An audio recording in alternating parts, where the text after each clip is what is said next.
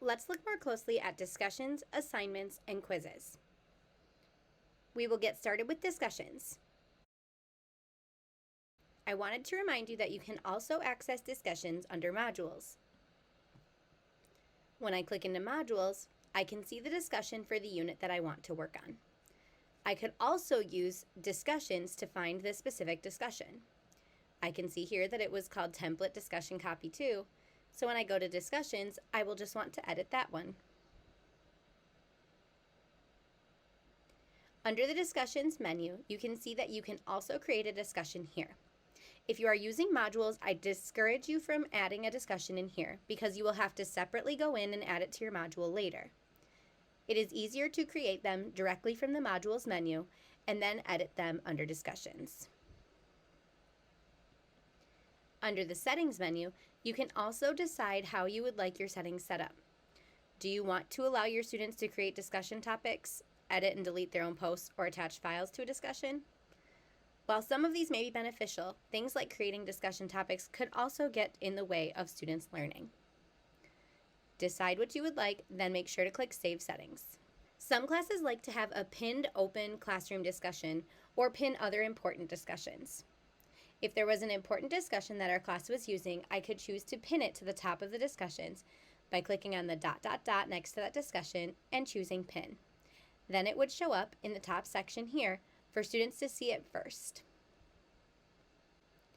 Below, you will also see discussions that have already closed for comments. Let's go in and edit our discussion copy. When I click on Edit, I can change things up in my discussion. First, I will change the title of my discussion. Because I decided that my first module will be Adulting 101, I will make sure that this reflects that in the name. In the next text box, I will give my students directions for what they need to do for this assignment. Next, I can decide what sections I want to post it to. While this course only has one section, I could, if I had more than one section, use the drop-down to select other sections. You can also attach files to your discussion if need be. Below are some important options. Allowing threaded replies will allow students to reply to each other's posts. I really like to use threaded replies so that my students can comment back and forth with each other and relate to each other and make connections. Users must post before seeing replies is also a very valuable tool. This prevents students from simply reading other students' comments and rewording them. I love using this with my students so that I get original responses from each person before they see each other's replies. You can also enable a podcast feed on your discussion. Enable Podcast Feed is a tool that you would use if you had external subscribers who wanted to subscribe to your discussion. This isn't something that is typically used in K-12 classrooms. You can also check this box to decide if you would like your discussion to be graded. You can allow liking, which can be fun if you want students to like a comment that they relate to, but also could be distracting depending on your activity. Lastly, you can add this to your students' to-do list. You can also enable your discussion as a group discussion and decide when it will become available and when it will end. When you have finished with creating these settings, make sure that you click on the Save button in the bottom right-hand corner. You can see that the title has now changed, and you can see that my description is now there. When I go back to modules, you will see that the title change has also been reflected under the module. Next, let's take a look at the assignment. As we did with discussions, I can access the assignment from clicking on the module assignment or by clicking on the assignments menu on the left-hand side of my screen. As you can see, I have not added any content to this assignment yet. To do so, I will click on the Edit button. Here, I would give students a specific description of what they need to do for the assignment. Let's look at an assignment from another one of my classes so I can show you exactly how I set up my assignments. You can see in this example that I give my students specific directions for their assignment. I have also linked back to a different page that gave them information on texture and pattern. The steps that students need to follow are clearly laid out. I also lay out what apps students can use for the project. Providing an example is also important, and so on each of my assignments, I try to make sure to include some sort of an example of what it could look like. I have noticed that this has helped improve the quality of what I receive from my students. Last, I have a video that shows students how to submit their work. This has saved a lot of time answering questions on how to submit their work to Canvas. Students can simply watch the video if they get stuck and follow those steps to turn in their work. Back under the Edit Assignment page, I would give my students specific directions as to what they need to do. As I mentioned before, it is also a good idea to give students a list of apps that may work to help them complete your project.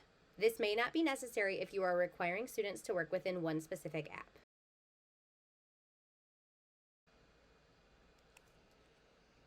I will use a table to show my students an example of what I'm looking for.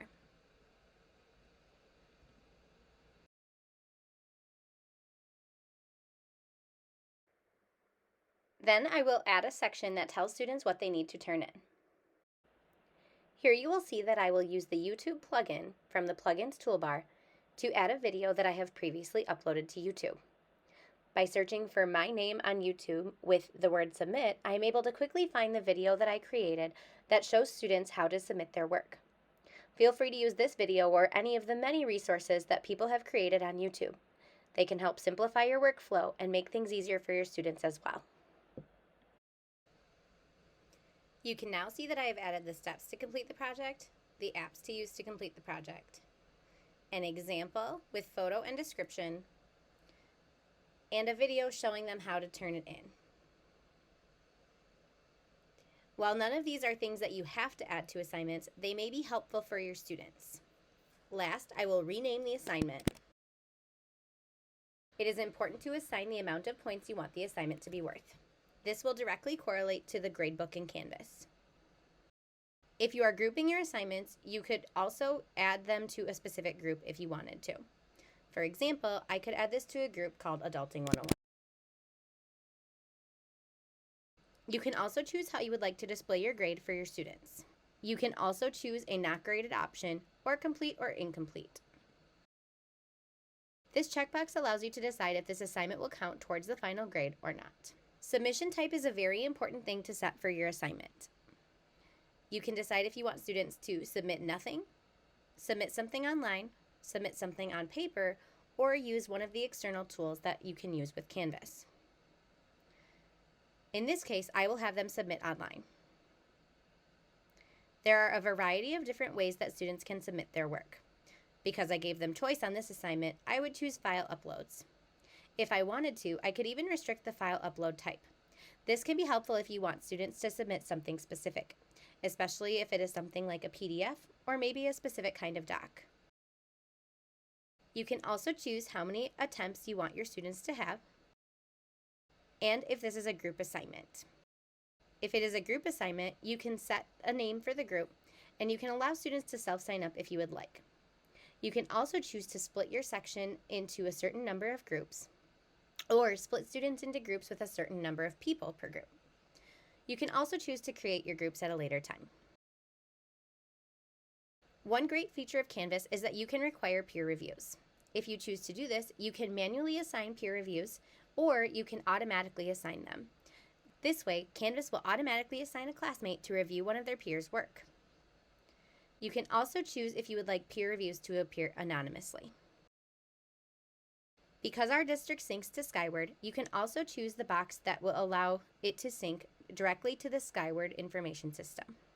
Currently, the only teachers able to sync to Skyward are secondary teachers. Last, you can choose who you want to assign it to. You can assign to everyone in your course, or you can assign things to a specific student or group of students. You will also want to choose a due date and choose when your assignment will become available and how long it will stay available. When you are completely finished, click on Save. I can now see a preview of what the assignment will look like for my students. Here you can see a preview of the assignment. When you are ready, you can publish the assignment here, but remember, if it is part of a module that is not yet published, students still won't be able to view it yet.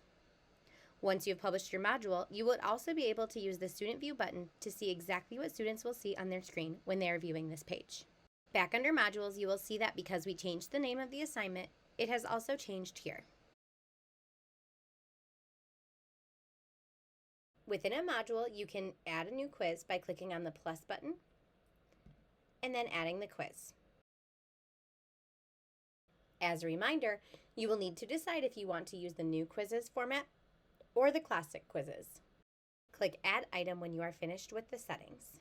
The quiz is now accessible here in the module or by clicking on Quizzes in the left-hand column of the page. Next, we will click on the quiz from the module to edit the quiz. Under Quizzes, you will need to enter different settings for your quiz. You will need to decide on how many points it will be worth. You will also need to decide how you will display those points. You can choose if you would like this assignment to sync to Skyward, and you will choose who you will assign the quiz to, when it will be due, and when it will become available, and how long it will stay available. Next, click on the Build button. If you have previously built quizzes under the Classic Quiz Builder, this will probably not look familiar to you. In this new quiz builder, you will be able to add questions simply by clicking on the plus button here in the middle of the screen. There are a variety of question types that you can explore. Here I will enter just a few questions for my quiz. After I chose multiple answer, it allows me to enter a question title as well as a question stem. Be sure the check mark is only selected for the correct answer. Below you have options that you can set for each question. For example, if this was a math test, I could choose to show an on-screen calculator if I wanted to. You can also choose to shuffle choices. There are also grading options. You can choose to give an exact match credit, or you can choose to give partial credit with a penalty if a student is close but not quite right. There are also options to align this to a specific outcome. When you click here, you can browse or add outcomes. You can also add your question to a bank. This way, it will be accessible in the future when you are creating other quizzes. When you are finished, click the Done button. You can see that my question has now been added. If I want to preview it, I can click the Preview button in the upper right-hand corner.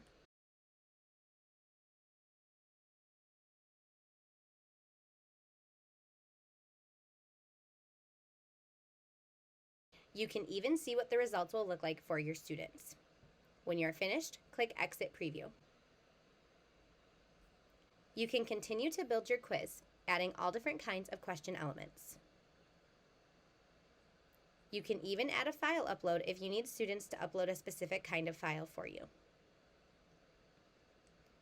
You can also do essay questions or fill in the blanks. As a reminder, essay questions will need to be graded by hand, while multiple choice, matching, and others are able to be graded automatically. When you have finished building your quiz, you can go to Settings to see the different settings for this quiz. You can choose to shuffle questions, shuffle answers, show students one question at a time, require an access code, set a time limit, filter student IP addresses, allow an on-screen calculator to be used, allow multiple attempts, and restrict student results views. Under Reports, you will be able to see the quiz and item analysis. If you have aligned your questions to specific outcomes, you will also see an outcomes analysis, where you can look at specific outcomes and how students are achieving them. If you had students taking your quiz, under Moderate, you would also have the ability to set accommodations for students, see how many attempts they spent, and how much time they took on taking their quiz. When you are finished, click Return.